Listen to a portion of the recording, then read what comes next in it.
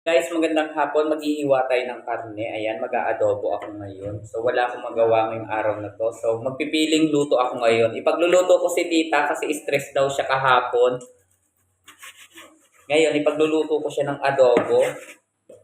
Yung masyadong maaskad daw ang gusto niya. Kasi wala raw siyang wala siyang nararamdamang alat. Kaya ipagluluto ko siya ng maaskad na adobo. Yung siguradong hindi niya na ako pababalikin dito sa bahay niya. Di ba guys? At least witness kayo. Para pa nagreklamo siya sa barangay sa bukal-bukal lang, kailangan na lang ako pirmi sa barangay hall. Ulay ko nabanggiton. Okay. Lain lula kay dapat araman lugar. Kaya kung paano wala sumikat kita, di sino sa doon mapapicture. Amo nga ni.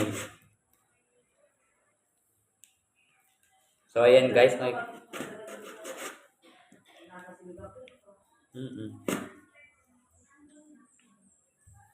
Tama na nakikahalaba mo.